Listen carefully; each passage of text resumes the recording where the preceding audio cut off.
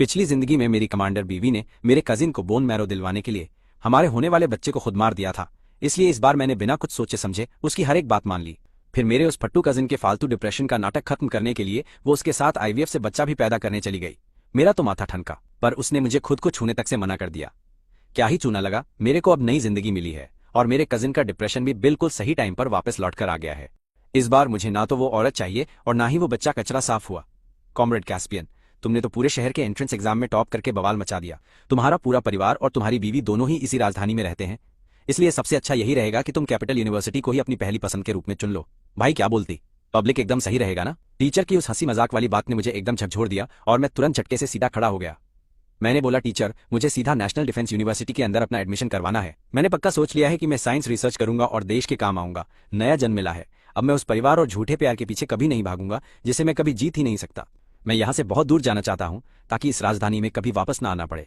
मेरी बात सुनकर टीचर का फ्यूज उड़ गया। तुम्हारे नंबर देखकर डिफेंस में जाना तुम्हारे लिए एकदम आसान है, लेकिन डिफेंस की पढ़ाई करना बहुत मुश्किल होता है। तुम शायद इतनी मेहनत ना झेल पाओ, इसलिए तुम्हें वापस जाकर अपने परिवार से इस बारे में बात करनी चाहिए। मैंने फालतू में अपनी एनर्जी बर्बाद करके उसे कुछ भी नहीं समझाया। फिर क्लास के बाहर निकलकर मैं बिना टाइम खराब किए सीधा बगल वाले कमरे के रजिस्ट्रेशन डेस्क पर तुरंत चला गया। चल कटले भाई। अपनी सबसे तेज स्पीड का इस्तेमाल करते हुए मैंने अपने सारे कॉलेज के ऑप्शन में सिर्फ national defence university of science and technology का नाम एकदम कड़क तरीके से भर ही दिया। अब कोई वापसी नहीं भाई। रजिस्ट्रेशन पूरा करने के बाद मैं सीधा अपने काम पर वापस लौट गया, जो मैं उस पुराने से रेडियो ब्रॉडकास्टिंग स्टेशन में अपनी ड्यूटी पर रोज करता था। खिड़की के बाहर विंटेज 28 इंच की साइकिल चलाने वाले मजदूर कभी कभी गुजरते हुए दिख रहे थे। मेरी डेस्क पर ब्रॉडकास्टिंग की स्क्रिप्ट और कॉलेज एंट्रेंस एग्जाम की तैयारी वाली किताबें भी एकदम शांति से रखी हुई थी। मैं इन जानी पहचानी पुरानी चीजों को घूर रहा था। अचानक ऐसा लगा जैसे मैं कोई सपना देख रहा हूँ। आज से ठीक 2 महीने पहले मेरा नया जन्म हुआ था। वापस जन्म लेने के बाद मैंने सबसे पहला काम यही किया कि सबके पीठ पीछे चुपचाप कॉलेज का एंट्रेंस एग्जाम दे दिया। मैं इस मनहूस जगह को छोड़कर हमेशा के लिए चला जाऊंगा। अब मैं दोबारा कभी अपने पूरे परिवार की नफरत और गुस्से का शिकार नहीं बनूंगा। मैंने उस नीची दीवार से दूर ऊंचे आसमान की तरफ देखा और मेरी नजरें धीरे धीरे एकदम पक्की और मजबूत होने लगी। पिछली जिंदगी में मैं खराब रिश्तों और घटिया प्यार के नशे में पूरी तरह से अंधा था और आखिर में एकदम अकेले कुत्ते की मौत मारा गया। इस जन्म में मैं सिर्फ अपने लिए तबाही और शानदार जिंदगी जीने वाला हूँ। काम खत्म होने से पहले मैं उस स्टेशन मैनेजर के पास गेम सेट करने गया। मैंने सस्ते दाम में अपनी नौकरी उसकी भतीजी को बेच दी। 300 रुपए मुट्ठी में दबाकर मैं भीड़ के साथ रेडियो स्टेशन से बाहर निकला, बिल्कुल वैसे ही जैसे अपनी बीवी के साथ करता था। सेराफीना पूरी मिलिट्री यूनिफॉर्म में थी। उसके चेहरे के नैन नक्श बहुत शानदार थे। वो कतई जहर लग रही थी और उसमें एक असली सोल्जर वाला किलर वाइब भी झलक रहा था। उसकी आंखों में प्यार था, लेकिन साथ ही एक फौजी का खतरनाक खौफ भी दिखता था। अगर वो वहां बिना कुछ किए चुपचाप खड़ी भी रहे तो भी लोगों को उसके पास गजब की सेफ्टी महसूस होती थी। कमांडर सेराफीना अपने आदमी को बहुत अच्छे से रखती है। चाहे बारिश हो या धूप, वो उसे हर दिन काम से लेने आती है। इसे देखकर लोगों को सच में बहुत तगड़ी जलन होने लगती है। हाँ, उसे डर है कि उसके पति को थोड़ी धूप न लग जाए। वो उसके लिए खास छाता भी लाई है। वो नहीं चाहती कि उसका पति जरा सा भी परेशान हो। मैंने इतनी परफेक्ट औरत पहले कभी नहीं देखी। उन चिढ़ाने वाली आवाजों के बीच मुझे वो पुरानी वाली शर्मिंदगी बिल्कुल महसूस नहीं हुई। बस मेरे दिल के अंदर एक बहुत तेज दर्द उठ रहा था जिसे रोकना नामुमकिन था। जब मैंने अपनी आंखों से सेराफिना को देखा तब मुझे सच में एहसास हुआ कि जिंदगी भर के उस भयानक टॉर्चर को सहने के बाद मैं असल में पूरे 40 साल पीछे अपने अतीत में वापस आ गया हूँ। अपनी बेचैनी को दबाते हुए मैं सेराफिना के छाते के नीचे चुपचाप चला गया। चलो अब वापस चलते हैं। सेराफिना ने बड़े प्यार से अपना हाथ मेरे हाथ में डाल लिया। छाता मेरी तरफ झुका हुआ था और उसने मीठी और प्यार भरी आवाज में बोला, तुम आज कुछ ठीक नहीं लग रहे। उस औरत के खूबसूरत चेहरे को देखकर मैं एक पल के लिए पूरा सुन्न ही पड़ गया। अगर तुम थके हो तो गाड़ी में आराम कर लो। डैड ने कहा, हम आज रात लाइसेंडर का जन्मदिन मनाएंगे। उसे तुम्हारे हाथ का खाना पसंद है, इसलिए वो चाहता है तुम उसके लिए सूप के साथ 8 कोर्स का खाना बनाओ। ये सुनकर मेरे दिल में तेज दर्द उठा। लाइसेंडर मेरा कजिन था। जब मैं छोटा था तो मैं अपने माता पिता के साथ रिश्तेदारों से मिलने के लिए अपने होम टाउन वापस गया था। पानी में गिरने के बाद लाइसेंडर की मां ने अपनी जान देकर मुझे बचाया था। मेरे माता पिता उसकी मां के इस एहसान के लिए जिंदगी भर उनके कर्जदार बन गए थे, इसलिए वो लाइसेंडर को अपने साथ ले आए। मुझे नहीं पता ये कब शुरू हुआ, लेकिन जब भी मेरी लाइसेंडर के साथ बहस होती थी तो हमेशा मुझे ही उस पूरी भसड़ में गलत ठहराया जाता था। मुझे पीछे हटना पड़ता, अपने कपड़े, अपना कमरा और अपने माता पिता सब कुछ छोड़ना पड़ता। मैंने अपनी कड़ी मेहनत से कमाए हुए आर्ट ट्रूप के कोटे को भी उस नल्ले लाइसेंडर को दे दिया। और सबसे बड़ी बात, मेरी खुद की बीवी सेराफिना अपने साथियों के साथ टाइम पास करते हुए कह रही थी कि उसकी जिंदगी का सबसे बड़ा पछतावा यह है कि वो लाइसेंडर से शादी नहीं कर पाई। भाई ये सीधा मेरे ईगो पे लगा। मैंने गुस्से से अपनी मुट्ठी भींच ली और शांत रहने की कोशिश करते हुए एक बहुत गहरी सांस ली, एकदम दिमाग दही। रेडियो स्टेशन में कल एक समरी रिपोर्ट जमा करनी है। मुझे आज रात बहुत सारी स्क्रिप्ट तैयार करनी है। मुझे डर है कि मेरे पास खाना बनाने का बिल्कुल भी टाइम नहीं है।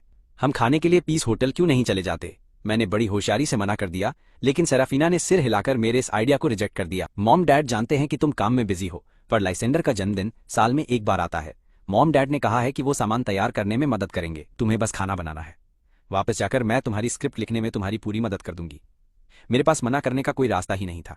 पिछली जिंदगी में भी बिल्कुल ऐसा ही सत्यानाश हुआ था। जब तक लाइसेंडर की कोई डिमांड होती थी, ऐसा कभी नहीं हुआ कि पूरे परिवार ने उसे पूरा करने के लिए अपनी जान ना लगा दी हो। यहाँ तक कि जब लाइसेंडर सेराफिना से एक बच्चा चाहता था, तब बाद में वो सच में गई और उसने आईवीएफ भी करवा लिया। हमारी गाड़ी सीधा वापस घर आ गई। मैं बुरी तरह थका हुआ किचन में गया ताकि अपना सारा काम कर सकूं, पर मैंने देखा सारा सामान फर्श पर बिखरा पड़ा था। किसी ने एक भी चीज तैयार नहीं की थी। मैंने उन्हें उठाया और मैं बस सब्जियां धोने ही वाला था कि अचानक मेरी नजर पड़ी। जो एप्रन मैंने धोया था वो बाहर टंगा था और उसे अंदर नहीं लाया गया था। मैंने जल्दी हाथ धोए और बाहर चला गया, लेकिन मुझे बिल्कुल भी उम्मीद नहीं थी कि गुजरते वक्त बेडरूम के उस आधे खुले दरवाजे से मैं ऐसा कुछ देख लूंगा। लाइसेंडर ने वही शर्ट पहनी हुई थी जो मैंने अपनी शादी वाले दिन पहनी थी, और उसने सेराफिना को अपनी बाहों में जकड़ रखा था। उस आदमी ने सेराफिना को कसकर गले लगाया था और उसकी लाल आंखों में आंसू भरे थे। सेराफिना, मैंने सपना देखा कि मेरी माँ मुझे जल्दी शादी करने के लिए शादी को मजबूर कर रही हैं। लग रहा है डिप्रेशन लौट रहा है। मैं सिर्फ तुमसे शादी करना चाहता हूँ। किसी और का सोचकर ही मेरा खुद को चोट पहुंचाने का मन करता है। दवा भी काम नहीं करती। सेराफिना, क्या मैं सच में इतना बुरा इंसान हूँ? क्या तुम भी मुझे नापसंद करती हो? ये सुनकर ऐसा लगा जैसे दुनिया का सबसे उदास वायलिन बज रहा हो। इन बातों को सुनकर मेरे दिल में तेज दर्द उठा। अपनी पूरी एक जिंदगी इसी टॉर्चर में बिताने के बाद मैं आसानी से बता ही सकता था कि सेराफिना का जवाब क्या होगा, इसलिए मैं तुरंत वहां से जाने के लिए पलटा। लेकिन उस औरत का प्यार भरा जवाब बिल्कुल सही समय पर मेरे कानों में गूंज गया। मैं तुम्हें पसंद करती हूँ। ये सिर्फ 4 हल्के फुल्के शब्द थे, लेकिन उन्होंने मेरे दिल पर एक भारी हथौड़े की तरह वार किया। मुझे असल में ये बात कभी समझ नहीं आई। हालांकि हमारी एक अरेंज मैरिज थी, लेकिन सेराफिना ही वो थी जिसे पहली नजर में मुझसे एकदम सच्चा वाला प्यार हो गया था। ऑर्गेनाइजेशन की गवाही में उसने कसम खाई थी कि वो जिंदगी भर मेरा ख्याल रखेगी। हमने भी एक बार बहुत ही शानदार और बहुत प्यारे पल बिताए थे। सबके जबान पर बस यही था कि वो एकदम जन्नत का टुकड़ा और परफेक्ट बीवी थी। मुझे खुद की जान से भी ज्यादा प्यार करती थी। एक मिशन पर बवाल हुआ और वो सीधा मौत के करीब थी। डॉक्टरों ने भी इलाज से हाथ खड़े कर दिए थे। उस टाइम मैं उसके बेड के पास एकदम डटकर बैठा रहा और जो बंदी 3 दिन और 3 रात से कोमा में थी उस पर जोरों से चिल्लाया, सेराफिना, अगर तू टपक गई तो मैं किसी और अप्सरा से शादी कर लूंगा। यार, ये सुनकर वो उठ गई, मेरा हाथ कस के पकड़ा और बोली, मेरे हार्ट पति, मुझसे भारी गलती हो गई। मैंने जिंदगी भर तेरी रक्षा करने और तुझे खुश रखने का वादा किया था। मुझे छोड़ना मत। सब कहते थे कि सेराफिना अपने पति के लिए साक्षात यमराज से भी तगड़ा पंगा ले सकती है, पर इतना प्यार करने वाली बंदी उस छपरी लाइजेंडर से मिलते ही कैसे बदल गई। मैंने खुद पर हंसते हुए एप्रन लेने का कोई लोड नहीं लिया और अपना ओजी एटीट्यूड लेकर सीधा नीचे जाने के लिए मुड़ गया। मेरा दिल अब एक अलग ही डेडली लेवल की जिद पकड़ चुका था कि जैसे ही यूनिवर्सिटी से मेरा एडमिशन लेटर घर पर आएगा, मैं तुरंत यहाँ से हमेशा के लिए कल्टी मार लूंगा। पिछले जन्म में सेराफिना उसे बेइंतहा चाहती थी, पर पा नहीं सकी। इस बार मैंने उसे पूरी आजादी दे दी है। भाई, किचन में अकेले पूरे 3 घंटे गधों की तरह पसीना बहाने के बाद जाकर मैंने फाइनली सबका खाना बनाकर एकदम तैयार किया। जब मैं बर्तन बाहर लाया तो मिस्टर और मिसेज वॉन्स पहले ही घर लौट चुके थे। टेबल पर एक बेहद शानदार रोस्ट केक रखा था और वो सब उस नल्ले लाइजेंडर के चारों तरफ इकट्ठा होकर बड़े मजे से तरबूज काट रहे थे। लाइजेंडर ने जानबूझकर सेराफिना के टुकड़े से बाइट लिया और एकदम बेशर्मी से मुस्कुराया। बोला, सेराफिना, मैंने तुम्हारे लिए इसे टेस्ट किया है। ये बहुत मीठा है। मैंने किसी तरह अपनी भयंकर घिन को कंट्रोल किया। सीधा दरवाजा धक्का देकर खुला और फुल स्वैग में अंदर गया। मुझे देखते ही उस जोकर ने तुरंत अपने रंग बदले तरबूज फेंका, सेराफिना से चिपक गया और ड्रामा करते हुए बोला, कैस्पियन भाई, क्या आप प्लीज सेराफिना को तलाक दे सकते हो? ये सब मेरे पल्ले नहीं पड़ रहा था। उसके ये बोलते ही कमरे में एकदम सन्नाटा छा गया। वॉन्स अंकल आंटी ऐसे अपने काम में लगे रहे जैसे वो बहरे हों। किसी ने भी उस चवन्नी छाप लाइजेंडर को एक शादीशुदा कपल का घर तोड़ने की कोशिश करने के लिए फटकार नहीं लगाई। ये देखकर तो मेरी पूरी खोपड़ी सटकी जा रही थी। सिर्फ सेराफिना ने मेरी तरफ देखा, आंखों में गिल्ट था, फिर भी वो बिना हिले उस फट्टू को खुद से चिपके रहने दे रही थी। ये सब नौटंकी देखकर मैं भयंकर गुस्से में जोर से हंस पड़ा। यार, मैंने अपनी भारी निराशा भरी आंखों से सेराफिना को घूरते हुए पूछा, क्या तू भी इस तलाक के लिए राजी है? ठीक है, तो फिर अभी चलकर तलाक के पेपर फाइल कर देते हैं। इतना बोलकर मैंने अपना ओजी स्वैग दिखाया और पीछे मुड़कर वहां से जाने लगा था। प्लॉट ट्विस्ट, शर्त लगा लो, ये किसी ने सपने में भी नहीं सोचा होगा। तभी सेराफिना की हवा टाइट हो गई। उसने लाइजेंडर को धक्का दिया और दरवाजे के बाहर हॉलवे में मेरा हाथ पकड़ लिया था। कैस्पियन, गुस्सा मत हो, मैंने तलाक के लिए हाँ नहीं की है। बस उस लुखे लाइजेंडर का डिप्रेशन अभी बहुत ज्यादा बढ़ गया है। सच में मैं तो वैसे तुम्हें आज रात तक सब कुछ समझाने वाली थी। मैंने शांति से हाथ पीछे खींचा और बोला, सफाई की जरूरत नहीं, मैं तलाक के लिए सीरियस हूँ। पिछले जन्म में ठीक इसी वक्त लाइजेंडर सेराफिना से मेरा तलाक करवाना चाहता था, पर मैंने तब किसी की नहीं सुनी और साफ मना कर दिया था। उस वक्त मुझे लगा कि मैं पहले ही बहुत कुछ छोड़ चुका हूँ और अपने आखिरी प्यार को नहीं खो सकता। पर नतीजा क्या हुआ? भले ही लाइजेंडर को वो नहीं मिला जो वो चाहता था, लेकिन उसने ऐसा रायता फैलाया कि सेराफिना और मैं फिर कभी एक असली पति पत्नी की तरह अपनी मैरिटल लाइफ जी ही नहीं पाए थे। यार भाई, उसमें और एक सन्यासी की तरह जिंदगी काटने में क्या ही फर्क रह गया था। कैस्पियन, गुस्से में आकर कुछ भी मत बोलो। सेराफिना की टोन थोड़ी तेज और घबराई हुई थी। मैं गुस्से में नहीं बोल रहा। मैंने सेराफिना की आंखों में देखा, उसकी फट के हाथ में आ गई थी। मुझे अचानक समझ नहीं आया कि मैं अपनी हालत पर रोऊं या जोर से हंसूं। मैंने 2 जन्मों की अपनी सारी भड़ास एक एक शब्द करके उसके मुंह पर मार दी थी। सेराफिना, 6 महीने पहले जब लाइजेंडर को ल्यूकेमिया के लिए मैच चाहिए था, मैंने अपना खून और हड्डी दोनों दान दिए थे और मुझे रिकवर होने में बहुत टाइम लगा। तूने कहा था कि घर की हालत क्लिनिक जैसी अच्छी नहीं है, इसलिए मुझे वहीं आराम करना चाहिए, पर तू कई दिनों तक मुझे देखने तक के लिए नहीं आई, जब तक मैं ठीक नहीं हो गया और डॉक्टर ने मुझे 2 घंटे पहले ही डिस्चार्ज कर दिया। गैस कर, जब मैं घर पहुंचा तो मैंने क्या कांड देखा। ये सुनते ही सेराफीना का चेहरा एकदम पीला पड़ गया और वो मुझे गले लगाने आगे बढ़ी थी। मेरी बात सुनो और समझने की कोशिश करो। उस सुबह लाइजेंडर का डिप्रेशन बहुत ज्यादा भड़क गया था और वो छुपकर अपनी नसें काट रहा था, इसीलिए मैंने बस उसे शांत करने के लिए गले लगाया था। हमने और कुछ भी नहीं किया। हाँ, तुमने तो कुछ किया ही नहीं। मैंने अचानक टोक दिया। मैंने उस औरत को जोर से धक्का दिया। मेरी छाती 2 जन्मों के उस भयंकर दमघोंटू दर्द से फटी जा रही थी यार। फिर भी तुम मुझे लगातार यही ज्ञान देती रही कि तुम काम में कितनी बिजी हो, जबकि तुम उस नल्ले लाइजेंडर के लिए खाना बना रही थी, उसके अंडरवियर धो रही थी, और जब उसने फिसलने का बहाना बनाकर तुम्हारी गर्दन पर किस किया तब भी तुमने उसे धक्का नहीं दिया था क्या? मैं असल में इन सारी बातों का कोई तमाशा नहीं बनाना चाहता था, पर वो लोग मुझे हद से ज्यादा बेवकूफ बना रहे थे। मुझे इतना ज्यादा भड़का हुआ देखकर सेराफीना ने मुझे शांत करने के लिए मेरे कंधे पकड़े। कैस्पियन, पहले तुम चिल मारो और शांत हो जाओ। हम पति पत्नी हैं जिन्होंने पूरी दुनिया के सामने साथ रहने की कस्में खाई हैं। हमें अपनी पूरी जिंदगी एक साथ बितानी है। मैं उस डम लाइजेंडर को सिर्फ एक भाई की तरह मानती हूँ और सिर्फ तुमसे ही प्यार करती हूँ। इससे पहले कि वो अपनी बात पूरी करती, मैंने उसका हाथ झटक दिया और लाल आंखों से घूरते हुए पूछा, तो क्या आज तुम उस लाइजेंडर से सारे रिश्ते तोड़ सकती हो? सेराफीना एकदम सन्न रह गई। इससे पहले कि हम कोई और बात करते अंदर कमरे से एक बहुत जोरदार आवाज आई। मैंने मुड़कर देखा तो वो छपरी लाइजेंडर पागलों की तरह दीवार पर अपना सिर पटक पटक कर भयंकर तमाशा कर रहा था। यार, अगर तुमने सेराफीना को मुझसे छीना तो मैं तुम्हें ऐसा सबक सिखाऊंगा। लाइजेंडर ने पूरी ताकत से 2 बार और अपना सिर दीवार पर पटका, जिससे एक खौफनाक आवाज आई और उसके सिर से खून बहने लगा। कसम से क्या ही सीन था भाई। लाइजेंडर, तुम्हें कहाँ चोट लगी है? आंटी तुम्हें अभी क्लिनिक ले चलेंगी, ठीक है ना? घबराओ मत, तुम्हारे अंकल यही हैं। तुम्हें जो भी चाहिए तुम्हारा अंकल तुम्हें ला कर देगा, तू लोड मत ले। कमरे के अंदर मिस्टर और मिसेज वॉन्स ने आखिरकार गूंगे बहरे होने का अपना नौटंकी वाला नाटक बंद किया और पागलों की तरह घबराते हुए उस फट्टू लाइजेंडर को गले लगा लिया। ये सब देखकर मेरा दिल एकदम सुन्न पड़ गया और अंदर से टूट गया और सेराफीना भी हिचकिचाने लगी। उसने अपनी नजरें चुराते हुए बड़ी चालाकी से मेरे पकड़े हुए हाथों को छोड़ दिया था एकदम। कैस्पियन, मुझ पर भरोसा करो, मैं सिर्फ तुमसे प्यार करती हूँ। और इसके ठीक बाद वो तुरंत उस नल्ले लाइजेंडर की तरफ भाग गई। मैं उस बंदी को जाते हुए देखता रहा। 2 जन्म बीत गए। मैं गिनती ही भूल गया हूं कि कितनी बार मुझे मक्खी की तरह निकालकर साइड किया गया है। भाई, आखिर में हमेशा मेरा ही कटता था और मैं अकेला बचता था। अब मुझे इनकी कोई जरूरत नहीं है। जैसे ही मैं जाने के लिए मुड़ा, मिस्टर वॉन्स अचानक भड़कते हुए आए और मेरे मुंह पर जोरदार तमाचा जड़ दिया। कैस्पियन, आखिर तू चाहता क्या है? क्या तू इस बेचारे लाइजेंडर की जान लेकर ही मानेगा? मिसेज वॉन्स भी उसे सहारा देते हुए बाहर आईं और बड़े प्यार से उसे चुप कराते हुए अपनी गर्दन घुमाकर सारा इल्जाम मेरे सिर पर मढ़ने से बिल्कुल भी पीछे नहीं हटी। अभी के अभी यहाँ से निकल जा। आज के बाद मेरा तेरे जैसा कोई भी बेटा नहीं है। ये कोई पहली बार नहीं था जब उन्होंने मुझे ये ताना मारा था। पास्ट में हमेशा मैं तुरंत हार मान लेता था और अपनी गलतियां मान लेता था, क्योंकि मुझे अपनी फैमिली के प्यार की कुछ ज्यादा ही लत लग चुकी थी। पर अब मैंने अपना जलता हुआ चेहरा छुपाया, मुंह में खून का स्वाद पीते हुए उन चारों लोगों को एकदम खाली नजरों से घूरा और स्वैग में पीछे मुड़कर वहां से चल दिया। मेरे पीछे से सेराफीना की चिड़ी हुई आवाज आई, कैस्पियन, अब तुम कोई छोटे बच्चे नहीं हो जो बात बात पर मॉम और डैड के सामने ऐसे फालतू नखरे दिखा रहे हो। चुपचाप इधर आओ और जल्दी से उनसे माफी मांगो। चलो, एक फैमिली की तरह लाइजेंडर का बर्थडे मनाते हैं। उसे मनाने की कोई जरूरत नहीं है, जाने दो इसे। इसके पास एक फूटी कौड़ी भी नहीं है। अगर ये आवारा की तरह सड़कों पर सोना चाहता है तो सोने दो। मेरे कदम रुक गए। मेरा दिल इतना दुख रहा था कि मेरा दम घुटने लगा। इन सालों में मेरे पेरेंट्स ने हमेशा यही बहाना बनाया कि परिवार को पैसा अलग नहीं रखना चाहिए, और इसी बहाने वो मुझसे और सेराफीना से हमारी पूरी सैलरी छीन लिया करते थे बिना कुछ सोचे समझे। जब राशन आता तो मेरे लिए एक एक पाई का पूरा हिसाब रखा जाता और परिवार का खाना बनाने का बड़ा लोचा भी मेरे ही सिर पर थोप दिया गया था। जब मेरे जूते के फीते टूट गए और मैंने 50 सेंट्स के नए मांगे तो मेरी माँ ने तुरंत ताना मारा कि अब तू शादीशुदा इंसान है, इतनी डिमांड क्यों कर रहा है? अपने लुक का इतना दिखावा क्यों करना है? बस कोई सी भी रस्सी ढूंढ और बांध ले। मैं नहीं चाहती लोग कहें कि हमने एक आवारा और कामचोर लड़की को पालकर बड़ा किया है। पर जब उस लुखे लाइसेंडर ने महंगे डेनिम जैकेट, एकदम शानदार स्नीकर्स और सैकड़ों डॉलर की एक महंगी घड़ी खरीदी तो सबका रिएक्शन अलग था। वो बिना कुछ सोचे सब चुपचाप मान गए थे। मेरी माँ मुस्कुराकर कहती कि मेरा अपना भतीजा तो सिर्फ बेस्ट डिजर्व करता है, और ये सब तो भूल ही गए थे कि आज मेरा भी जन्मदिन है। पर अब इस कचरे से मुझे कोई फर्क नहीं पड़ता।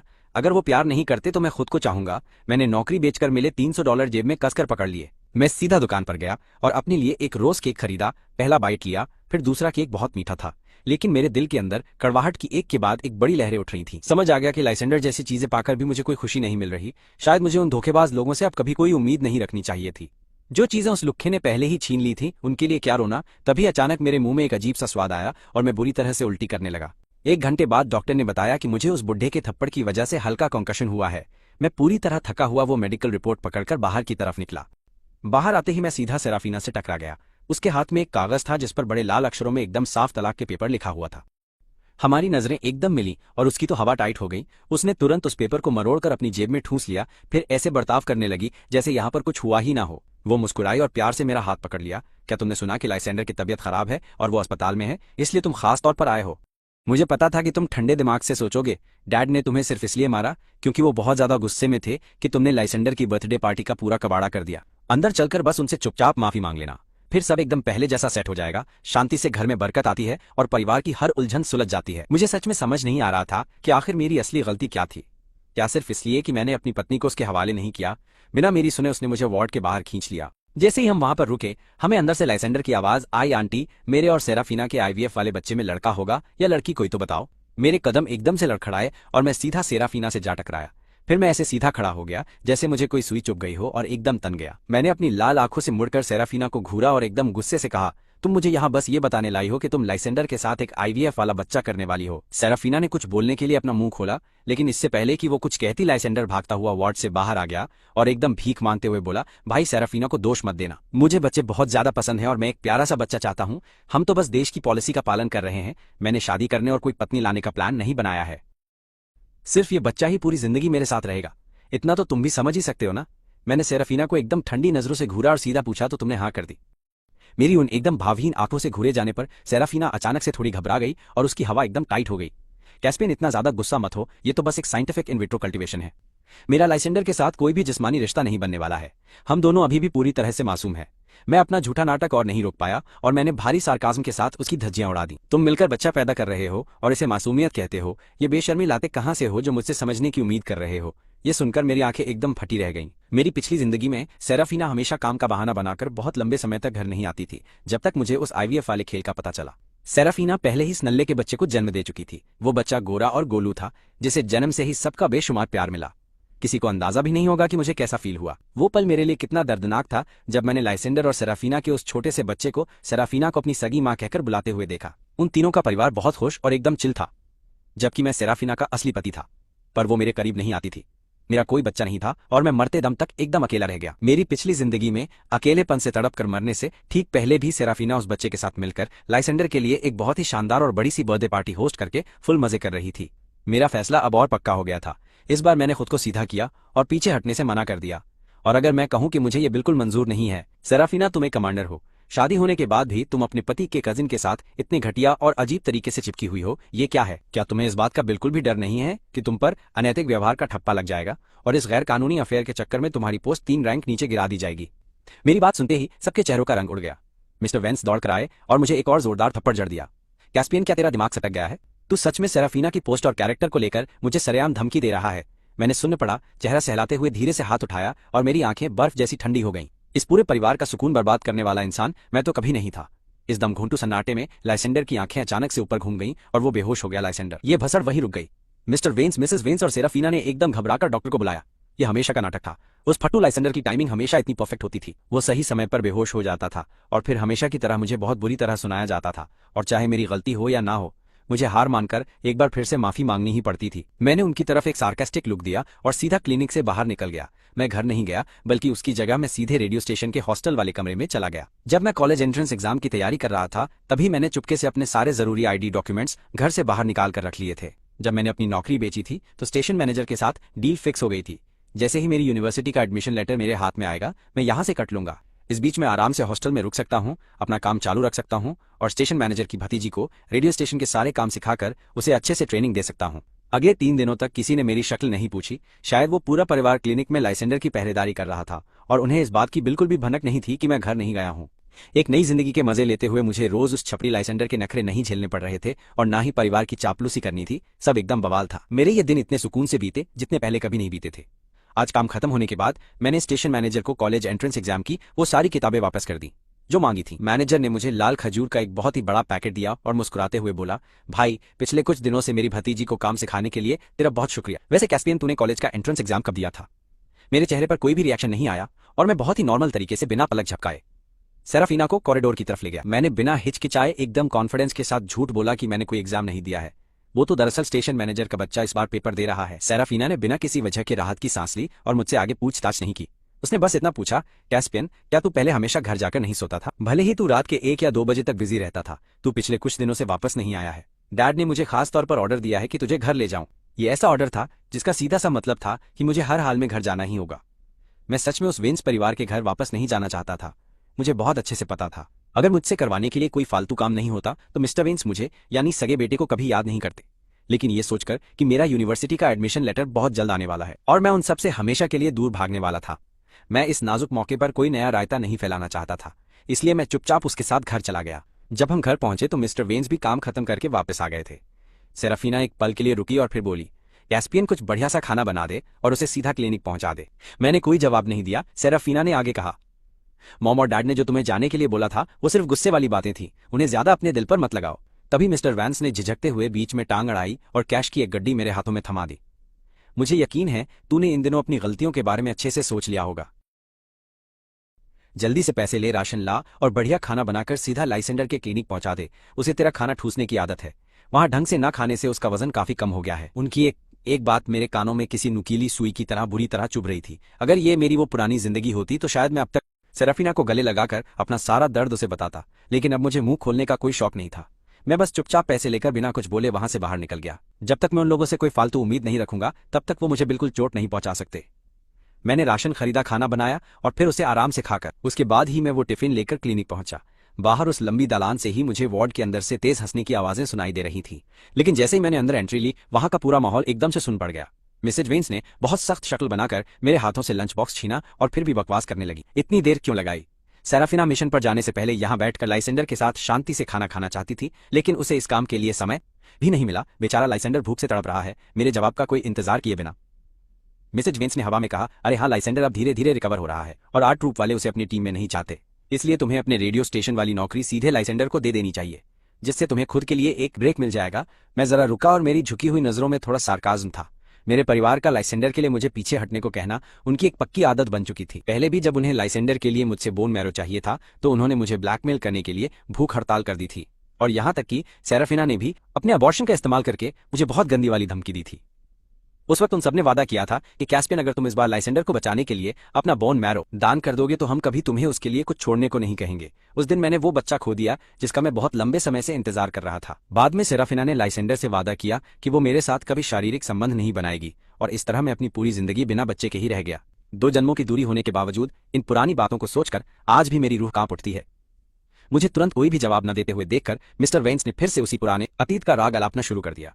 कैस्पियन, ये बात मत भूलना कि अगर तुम्हारी आंटी ने तुम्हें उस दिन ना बचाया होता तो तुम कब के मर चुके होते। अब जब लाइसेंडर इतनी मुश्किल में फंसा है तो तुम्हें उनका ये एहसान चुकाना चाहिए। मैं ख्यालों से बाहर आया और अपने होठों पर एक मुस्कान लाते हुए बोला, लेकिन स्टेशन पर आजकल काम का बहुत ज्यादा लोड चल रहा है, इसलिए मुझे कम से कम इस महीने के आखिर तक तो ओवरटाइम करना ही पड़ेगा। महीने के अंत तक मेरी यूनिवर्सिटी का एडमिशन लेटर भी मेरे हाथों में आ जाएगा और मैं हमेशा के लिए इस नर्क से चला जाऊंगा। ये सुनकर मिसेज वेंस ने तुरंत कहा, तो ठीक है, तुम अभी अपना काम करते रहो और जब लोड कम हो जाए तो ये नौकरी सीधे लाइसेंडर को सौंप देना। वो फट्टू ज्यादा थकान बर्दाश्त नहीं कर सकता। फिर लाइसेंडर ने बहुत ही शातिर तरीके से मुस्कुराते हुए कहा, थैंक यू कैस्पियन भाई। अपनी जीत पक्की करके वो नल्ला हंस रहा था। मेरा इन लोगों के इस प्यार भरे माँ और भतीजे वाले बकवास ड्रामे को देखने का बिल्कुल मूड नहीं था, इसलिए मैं मुड़कर घर चला गया। घर पहुंचते पहुंचते रात के 9 बज चुके थे। घर एकदम घुप अंधेरा और सूना था, जैसे कोई बहुत बड़ा और खूंखार राक्षस मुंह फाड़े खड़ा हो, जिससे मुझे एकदम दम घुटने वाली फीलिंग आ रही थी। मैंने गहरी सांस ली, लाइट जलाई और सीधा कमरे में चला गया। बस जल्दी से मेरा एडमिशन लेटर आ जाए, फिर मैं यहां से पतली गली से निकल लूंगा। यही सोचते हुए मैंने अपना सूटकेस निकाला और उसमें अपने रोज पहनने वाले कुछ जरूरी कपड़े अंदर ठूसने लगा। किसे पता था कि ठीक इसी वक्त सेराफीना अचानक से घर वापस आ जाएगी। मुझे इस तरह सूटकेस में कपड़े ठूसते हुए देखकर उसके चेहरे का रंग एकदम उड़ गया। वो किसी जानी दुश्मन का सामना करने वाले अंदाज में आगे झपटी और सूटकेस को जोर से दबाते हुए बोली, तुम अपना सामान क्यों पैक कर रहे हो? मैंने पहले ही एक बढ़िया सा बहाना सोच रखा था। मैं उसे कहने ही वाला था कि रेडियो स्टेशन के काम से मुझे ऑफिशियल ट्रिप पर जाना है, लेकिन जैसे ही मैंने मुंह खोला सेराफीना ने जल्दी जल्दी अपनी सफाई देना शुरू कर दिया। क्या तुम अभी भी उस तलाक वाली बात से नाराज हो? मेरी बात का भरोसा करो, मैं तो बस उस वक्त उसकी हाँ में हाँ मिला रही थी। मुझे डर था कि कहीं उसकी बीमारी फिर से ना बढ़ जाए। मैं सिर्फ तुमसे प्यार करती हूँ। कल उसकी माँ की बरसी है, इसलिए लाइसेंडर इन कुछ दिनों से बहुत ज्यादा बुरा महसूस कर रहा है, इसलिए मैं उसके साथ रहकर उसे कंपनी दे रही थी। तुम्हें कोई भी सफाई देने की जरूरत नहीं है। मैंने शांति से उसकी बात काटी। अब मुझे अपनी हैसियत पता है, तुम लाइसेंडर को नहीं छोड़ सकती, तो चलो टाइम देखकर तलाक के पेपर्स पर साइन करते हैं। जिस बीवी ने मुझे घर दिया था और जिसे मैं अपना सब कुछ मानता था, अब मुझे उससे कोई उम्मीद नहीं बची थी। मेरी ये बात सुनते ही सेराफीना के दिमाग की नस एकदम से फट गई। उसने अचानक से मुझे कसकर गले लगा लिया। प्लीज ऐसी बातें मत कहो, मैं अभी जो कुछ भी कर रही हूँ वो सब सिर्फ तुम्हारे लिए ही है, हमारे अच्छे भविष्य के लिए। मॉम, डैड और लाइसेंडर सब तुम्हारा ही तो परिवार है, उनके साथ रिश्ते ज्यादा खराब करना हमारे लिए बिल्कुल अच्छा नहीं है कैस्पियन। अगर तुम्हें ऐसा इनसिक्योर फील हो रहा है तो चलो हम भी एक बच्चा कर लेते हैं। मैंने बिना सोचे समझे सेराफीना की तरफ देखा और मेरे दिल में एकदम से एक तगड़ा डार्क सरकाज़म भर गया।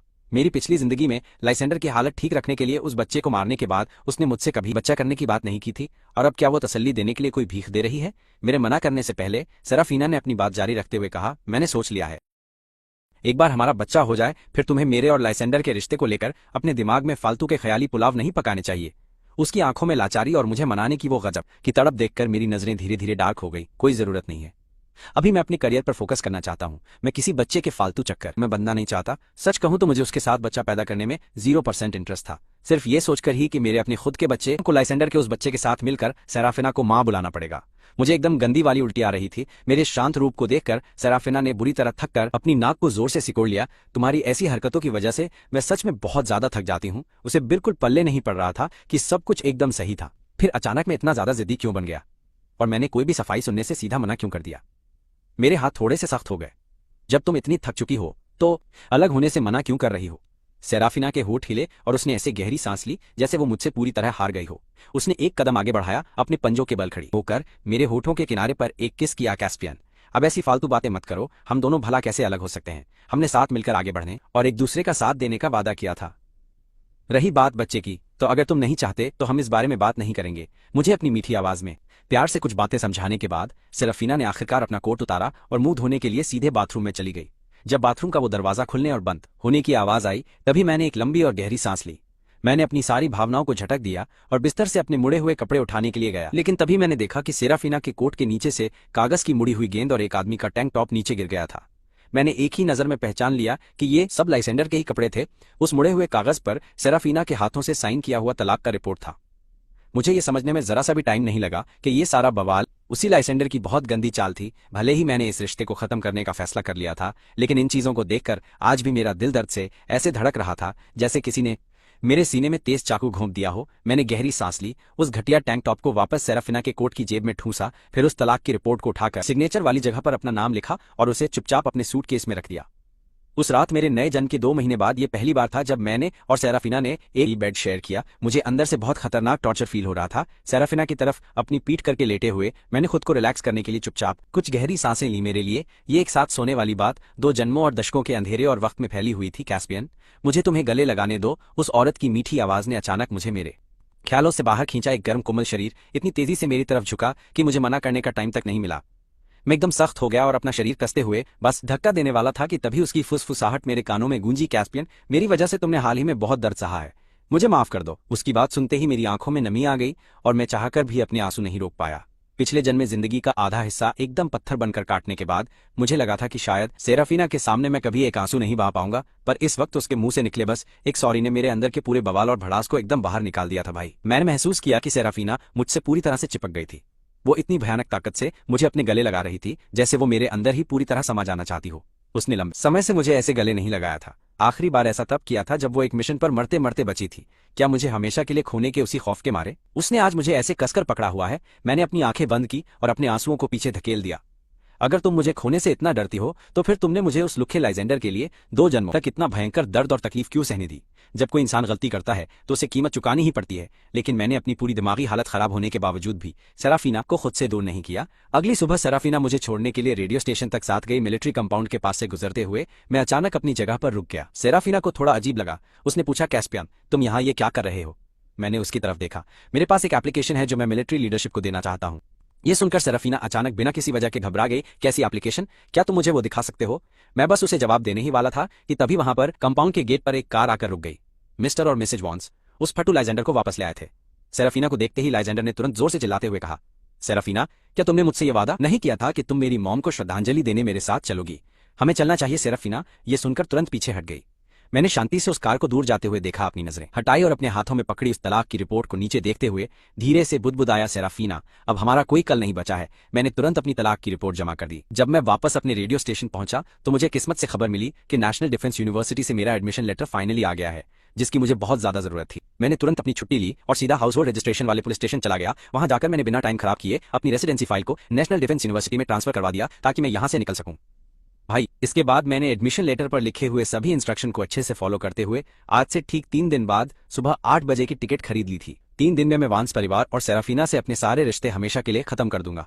ये सब काम पूरा करने के बाद मेरा पूरा शरीर काफी ज्यादा हल्का महसूस कर रहा था। यहाँ तक कि काम के बाद जब मैं उस दमघोंटू घर में वापस लौटा तो मैंने देखा कि वो लाइजेंडर सेराफीना के पास खड़ा था और वो दोनों सिर पास लाकर मजे से बातें कर रहे थे और हंस रहे थे। मुझे देखते ही सेराफीना तुरंत एकदम सीधी खड़ी हो गई और बोली, कैस्पियन, तुम खुद अकेले वापस कैसे आ गए? मैं तुम्हें लेने रेडियो स्टेशन जाने वाली ही थी। मैंने मुस्कुराते हुए एकदम शांत आवाज में उस पर एक करारा ताना मारते हुए बोला, मेरा काम शाम 5 बजे ही खत्म हो जाता है और अब लगभग रात के 8 बजने वाले हैं। सेराफीना सन्न रह गई और गिल्ट में बोली, सॉरी, मैं अगली बार थोड़ा जल्दी आऊंगी।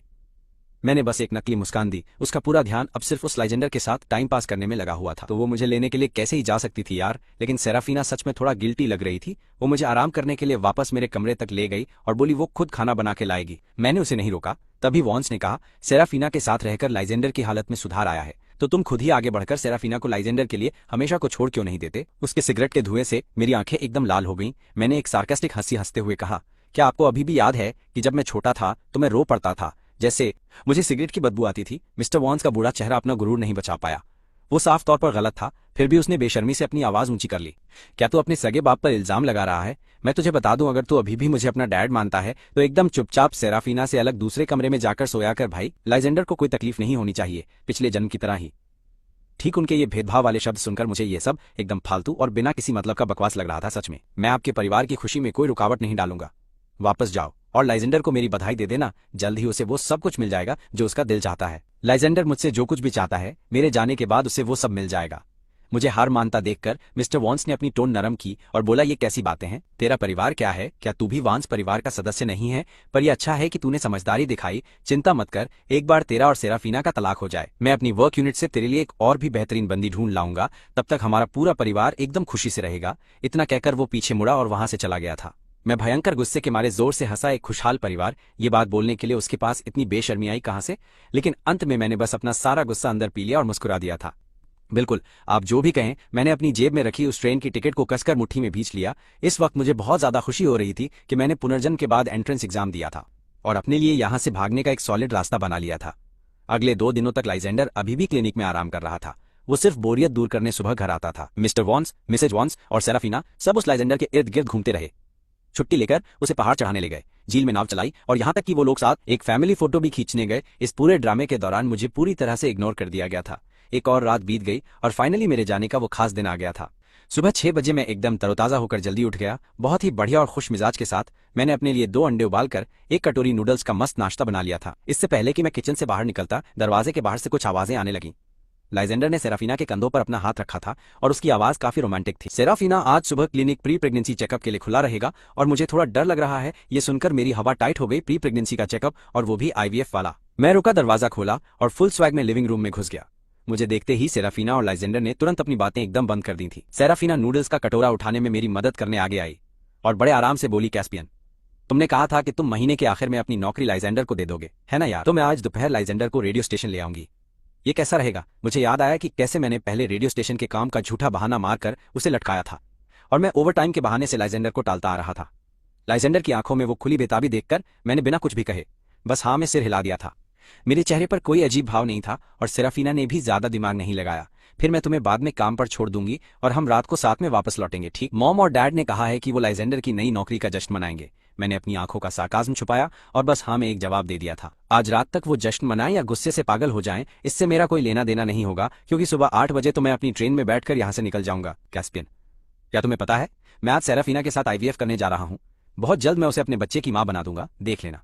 कैस्पियन, देख, तेरे पेरेंट्स, तेरी बीवी सब मेरी तरफ हैं। बच्चे के पैदा होने के बाद सेराफीना और मैं उस बच्चे के असली मॉम डैड होंगे, जबकि तू बस दूर से देखता रहेगा। तू शायद मेरी देखभाल करने वाली नौकरानी से प्रमोट होकर मेरी और बच्चे की नौकरानी बन जाएगा। तो क्या हुआ, अगर तुम दोनों की शादी हुई है, तू भविष्य में अकेले मरेगा और तेरी जिंदगी एक जोकर जैसी हो जाएगी।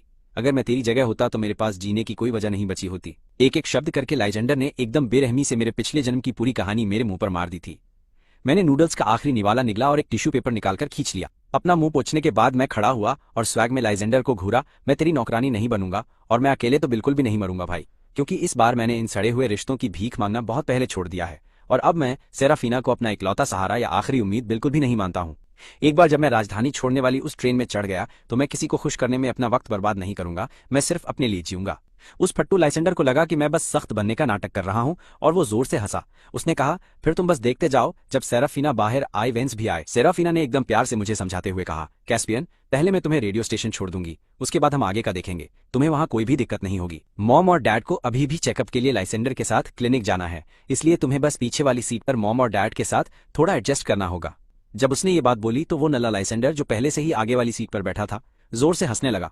तुम्हें पता है हम क्लिनिक के मैटरनिटी वार्ड में जा रहे हैं। मैं उसकी आवाज में वो दिखावा साफ सुन सकता था। मैंने अपनी नजरें झुका ली और जवाब देना जरूरी नहीं समझा, लेकिन सेराफीना को लगा कि मैं बहुत उदास हो गया हूं और उसने मुझे समझाने के लिए एक और लाइन मार दी, एक बार जब लाइसेंडर का बच्चा हो जाएगा तो वो हमेशा खुश रहेगा और उसकी बीमारी दोबारा नहीं भड़केगी, बस थोड़ा समझदार बनो। ठीक है, मैंने हामी भरते हुए कहा, मैं सब कुछ समझता हूं। मैं खुद ही चुपचाप पीछे वाली सीट पर चला गया और आराम करने के लिए अपनी आंखें बंद कर ली। 2 लोगों के लिए बनी पीछे की सीट पर आज 3 लोग ठुसे हुए थे, जिससे पूरी तरह बैंड बज गई थी। मतलब सेराफीना अपना एक दिल 2 लोगों के बीच बहुत आराम से बांट रही है, फिर भी मुझसे उम्मीद करती है कि मैं सब समझूं। आखिर किस हक से जीप नाश्ते वाली सड़क को पार करते हुए तेजी से आगे बढ़ गई। काम पर जाने वाले मजदूरों ने सोया मिल्क और फ्राइड ब्रेड खरीदी और वो सब फैक्ट्रियों की तरफ भाग रहे थे। हर तरफ फेरी वालों की वो जोरदार आवाजें माहौल को एकदम मस्त बना रही थीं। मिस्टर और मिसेस वेंस ने उस छपरी लाइसेंडर को प्यार से मनाकर एक और बन खिलाया, जैसे कि वो जानबूझकर मुझे भड़का रहा हो। उसने जोर से कहा, सेराफीना, क्या तुम्हें लगता है कि हम दोनों एक बहुत ही खुशहाल परिवार बनाएंगे? उसकी ये बकवास सुनते ही मैं अचानक से मुस्कुरा दिया। मेरे मुस्कुराते ही सेराफीना की नजर तुरंत शीशे से मेरी तरफ आ गई। उसने पीछे से मुझे घूरते हुए पूछा, कैस्पियन, तुम किस बात पर इतना हंस रहे हो? मेरे चेहरे पर एक मुस्कान थी, लेकिन आंखों में कुछ और था। सबको इतना खुश देखकर मुझे भी खुशी मिल रही है। आज एक बहुत ही अच्छा दिन है, हर किसी को वही मिलेगा जो उसका दिल चाहता है। मिसेस वेंस को इसमें कुछ भी गलत नहीं लगा और उन्होंने अपनी पूरी संतुष्टि के साथ एकदम खुश होकर मुझसे कहा, कैस्पियन, ये अच्छी बात है कि तुम ऐसा सोच सकते हो। आज्ञाकारी बनो और कोई ड्रामा मत करो, फिर परिवार और भी ज्यादा शांत हो जाएगा। मैंने उनकी बात पर अपना सिर हिला दिया। मॉम, आप जो कहती हैं वो एकदम सही है। मेरी इस बात से वो दोनों बहुत ज्यादा खुश हुए, लेकिन सिर्फ सेराफीना की हवा अचानक से बहुत बुरी तरह टाइट हो गई थी। वो कुछ बोलने के लिए अपना मुंह खोलना चाहती थी, लेकिन उस नल्ले लाइसेंडर ने मेडिकल चेकअप के बारे में पूछकर उसका पूरा दिमाग चाट लिया और उसे बिल्कुल भी फ्री टाइम नहीं दिया। मैंने बीच में एक बार भी नहीं टोका, बस हल्का सा मुस्कुराता रहा। मेरी पिछली जिंदगी की उन दर्दनाक यादों का अब इस पल में मेरे ऊपर रत्ती भर भी कोई असर नहीं हो रहा था, क्योंकि अब से मेरा वेंस परिवार या सेराफीना से कभी भी कोई वास्ता नहीं पड़ने वाला था। किसी भी चीज की परवाह न करने का सीधा मतलब है कि अब मुझे कोई भी चीज बांध नहीं सकती। जब हमारी गाड़ी रेडियो स्टेशन के ठीक सामने वाले चौराहे पर पहुंची तो सेराफीना भी मेरे पीछे पीछे उस कार से बाहर आ गई और बोली, कैस्पियन। सेराफीना ने गले लगकर कहा, मैं जानती हूं कि तुम अपनी नौकरी लाइसेंडर को देने पर उदास हो। मैं वादा करती हूं ये आखिरी बार है जब मैं तुमसे कोई भी समझौता करने को कहूंगी। प्लीज उदास मत होना। मैं थोड़ी देर रुका, मेरे होठों पर अभी भी मुस्कान अटकी हुई थी। मैंने सीधा जवाब दिया, मैं बिल्कुल भी उदास नहीं हूं। ये तुम्हारा आखिरी समझौता है। जैसी फालतू बातें मैं अपनी पिछली जिंदगी में बहुत बार सुन चुका था, इसलिए मैं अब उनकी किसी भी बकवास पर बिल्कुल भी यकीन नहीं करने वाला था। अपनी शर्ट की जेब में रखी ट्रेन की टिकट को छूते ही मुझे एक बहुत ही गजब का सुकून मिला। सेराफीना फिर से कुछ बोलना चाहती थी, लेकिन मिसेस वेंस चिल्लाई, सेराफीना, चलने का टाइम हो गया है। क्लिनिक की अपॉइंटमेंट का टाइम एकदम पास आ रहा है। सेराफीना ने तुरंत जवाब दिया, मुझे अपना ध्यान रखने को कहा और वहां से जाने के लिए मुड़ गई। मैं उस कड़क मिलिट्री यूनिफॉर्म को पहने हुए उसकी पीठ को जाते हुए बस चुपचाप देखता ही रहा और मेरे हाथों की पकड़ अब धीरे धीरे एकदम ढीली पड़ने लगी थी। थोड़ी दूर इंतजार कर रहे वेंस की नजरें सिर्फ लाइसेंडर पर थीं। उन्होंने एक बार भी मेरी तरफ नहीं देखा। जैसे ही जीप स्टार्ट हुई मैंने जोर से सेराफीना को आवाज लगाई। सेराफीना, मैंने एक एक करके उन सब की तरफ देखते हुए उन्हें पुकारा। मिस्टर और मिसेस वेंस के उन चिढ़े हुए और अजीब से घूरते चेहरों के सामने मैंने आखिरकार उन सबको आखिरी अलविदा कह दिया। हम एक दूसरे से कभी नहीं मिलेंगे। मैं तुम्हारी खुशियों का रोड़ा नहीं बनूंगा, ठीक है? समझ गई? मिसेस वेंस ने अपना पल्ला झाड़ते हुए मुझे सीधा सा जवाब दिया। उन्होंने सेराफीना को जल्दी चलने को कहा, जैसे वो एक भी सेकंड बर्बाद नहीं करना चाहती हूँ। जीप की टेललाइट्स को दूर जाते और गायब होते हुए देखते ही वो गली एकदम पूरी तरह खाली हो गई। मैं भी मुड़ा और रेडियो स्टेशन वाले अपने हॉस्टल की तरफ चल दिया। मैंने वो सूटकेस उठाया जो मैं कुछ दिन पहले यहाँ लाया था और एक आखिरी बार सब चेक किया। ट्रेन की टिकट, मेरे सारे आईडी डॉक्यूमेंट्स और यूनिवर्सिटी का वो एडमिशन लेटर, अब मेरी हर चीज एकदम तैयार थी। सुबह 7:50 पर ट्रेन में एकदम सही टाइम पर टिकट चेकिंग शुरू हो गई। अपना सारा सामान उठाकर मैं ट्रेन के अंदर चढ़ गया। ठीक 8 बजे वो ट्रेन मुझे बहुत ही मजबूती और पूरे पक्के इरादे के साथ उस राजधानी से बहुत दूर ले गई। वहीं दूसरी तरफ क्लिनिक में डॉक्टर ने वेंस परिवार को बताया कि भ्रूण के विकास में टाइम लगता है, इसलिए इसे अभी सेराफीना के अंदर नहीं डाला जा सकता और उन्हें 3 दिन के बाद वापस आने के लिए बोल दिया गया। जब तक वो क्लिनिक से बाहर निकले तब तक दोपहर हो चुकी थी। फिर लाइसेंडर ने सलाह दी कि चलो पहले घर चलते हैं और आज रात को हम जमकर जश्न मनाएंगे। सेराफीना और मैं बहुत जल्द एक बच्चे को जन्म देने वाले हैं। क्यों ना हम कंपाउंड के सभी पड़ोसियों को आज एक बढ़िया खाने पर बुला लें। सेराफीना, लेकिन सेराफीना का ध्यान कहीं और भटक रहा था। सुबह वो बहुत बिजी थी, सिर्फ अब उसे थोड़ा खाली टाइम मिला था। सुबह अलग होते समय मेरे चेहरे के उन अजीब भावों को ठीक से याद करने के लिए। जब हम गए तो मेरा एटीट्यूड पहले से काफी अलग लग रहा था। मेरा नेचर हमेशा से बहुत शांत लेकिन जिद्दी था, क्योंकि मुझे हमेशा लगता था कि परिवार लाइसेंडर का ही पक्ष लेता है। मेरे चेहरे पर हमेशा एक उदासी और डर बना रहता था, लेकिन आज सुबह से ही मैं लगातार मुस्कुरा रहा था। जैसे कि मैं सेराफीना को अचानक से एक बहुत अजीब सी घबराहट महसूस हुई। उस फटू लाइसेंडर ने उसे होश में लाने के लिए कई बार पुकारा, सेराफीना चलो पहले हम लोग घर चलते हैं। ठीक है, सेराफीना ने ऊपर आसमान की तरफ देखते हुए कहा। मैं पहले कैस्पियन को वापस लाने के लिए जाना चाहती हूँ। उसने पिछले कुछ दिनों से मुझे पूरी तरह इग्नोर किया था। वो भूल गई थी कि मैं कितना इमोशनल हूँ और प्यार का भूखा हूँ। मैंने हमेशा उसकी फिक्र और प्यार की बहुत परवाह की थी। अब जबकि लाइसेंडर की हालत एकदम ठीक थी तो ये समय था कि वो अपने पति को बहुत अच्छे से मना ले। ये सुनते ही लाइसेंडर का चेहरा तुरंत उतर गया। भाई कैस्पियन अभी काम से फ्री नहीं हुए हैं, क्या ये बेहतर नहीं होगा कि हम पहले सीधा घर चलें? सेराफीना को अभी भी सोच में डूबा हुआ देखकर उसने फिर से समझाया, हमने आज दोपहर को ही ये पूरा काम सौंपने का पक्का फैसला किया था। कैस्पियन भाई शायद अभी दिमागी रूप से इसके लिए बिल्कुल तैयार नहीं है। मामले को एकदम शांत करने के लिए मिस्टर और मिसेस वेन्स भी बीच में बोल पड़े। हाँ, कैस्पियन ने आज सच में बहुत ही अच्छा बर्ताव किया। जब रात होगी तो हम बस उसे एकदम प्यार से मना लेंगे। जब तक हम मिसेस वेन्स ने सेराफीना को पूरे रास्ते धकेलते हुए घर पहुंचाया। लाइसेंडर अभी भी अपनी बीमारी से ठीक हो रहा था, इसलिए वेन्स ने उसे अपने कमरे में आराम करने को कहा, जबकि वो और सेराफीना सब्जियां और गोश्त खरीदने के लिए बाहर निकल गए। दोपहर के उस समय दुकान पर ज्यादा भीड़ बिल्कुल भी नहीं थी। मिस्टर और मिसेस वेन्स ने अपने एक जान पहचान वाले सेल्समैन को ढूंढ लिया और फिर उससे जाकर मिले। छोटे वांग हमारे लिए 10 कैडी गोश्त तौल, 2 छोटा वांग ऊँग रहा था और इस तरह जगाए जाने पर थोड़ा चिढ़ गया, लेकिन ये देखकर कि वहां मिस्टर और मिसेस वेन्स खड़े हैं उसने बड़ी खुशी से कहा, इंजीनियर वेन्स, आपको यहाँ राशन खरीदते हुए देखना अजीब है। फिर उसने तेजी से गोश्त काट दिया। उसने गोश्त तौला और मजे लेते हुए पूछा, तुम्हारा कैस्पियन कहाँ है? वो हमेशा यहीं से माल खरीदता था, लेकिन पिछले 15 दिनों से उसकी शक्ल नहीं दिखी। क्या उसका गेम बच गया? क्या वो किसी सस्ते ठेले पर धक्के खा रहा है? मैं बता दूं, वहां का गोश्त एकदम कचरा होता है। पता नहीं साला वो लोग कैसा सड़ा हुआ माल बेचते हैं। वो सड़ा गोश्त खाकर पेट खराब मत कर लेना। ये सुनकर उन दोनों का तमाशा बना, क्योंकि उन्होंने कई दिनों से घर पर खाया नहीं था और उन्हें बिल्कुल पता नहीं था कि माल कहां से आता है। मिसेज वेन्स का माथा ठनका और वो भड़क उठी। वो कमीना हमारे पीछे अय्याशी मार रहा है। उधर दुकानदार अभी भी बकवास पेल रहा था कि 15 दिन पहले वो यहाँ से रोज केक खरीद ले गया था। सच कहूं तो आपका परिवार अपने बेटों को बहुत ज्यादा सिर पर चढ़ा के रखता है। जन्मदिन मनाने के लिए तुम लोग इतना महंगा और शाही केक खरीद कर ले जाते हो। गजब का पैसा है यार। ये सब सुनकर मिसेज वेन्स का फ्यूज उड़ गया। फिर वो बौखलाकर चिल्लाई, उसके पास इतने पैसे कहां से आए? क्या उसने घर में चोरी करके उस केक को खरीदा है? मुझे पता था उस घटिया इंसान ने कभी कोई नेक काम नहीं किया। वो बस बाहर जाकर मेरी इज्जत का कचरा करता है। क्या उसे इतना महंगा वाला केक खाने का कोई हक है? बेचारे लाइसेंडर ने भी कभी ऐसी अय्याशी नहीं की। मिसेज वेन्स सरेआम मुझे गालियां बकने लगी और गुस्से में एकदम पागल होकर उन्होंने अपना पूरा कंट्रोल ही खो दिया था। वो बिना सोचे सबके सामने गंदे शब्द उगल रही थी। सेराफीना को उन्हें रोकना चाहिए था, लेकिन पिछले कुछ दिनों की बातों को याद करते हुए उसे लगा कि दाल में कुछ तो बड़ा काला है। ठीक उसी समय दुकान पर उनके बिल्कुल बगल में राशन खरीद रही एक जवान लड़की ने अचानक से बात काटते हुए बीच में कूदकर उन सभी लोगों से सरेआम सवाल पूछा, क्या आप लोग रेडियो स्टेशन वाले कॉमरेड कैस्पियन की बात कर रहे हैं? उसने अपनी नौकरी मुझे बेची है, तो जाहिर सी बात है कि उसके पास केक खरीदने के लिए पूरे 300 रुपये नकद थे। ये सुनकर सेराफीना, मिस्टर वेन्स और मिसेज वेन्स की हवा टाइट हो गई। तुमने अभी क्या बका? उन तीनों की आंखें झटके के साथ उस लड़की की तरफ घूम गईं और वो पूरी तरह से सन्न रह गए। मिसेज वेन्स ने सबसे पहले उस पर सवालों की झड़ी लगा दी। क्या तुम सच में कैस्पियन की बात कर रही हो? उसने अपना काम क्यों बेचा?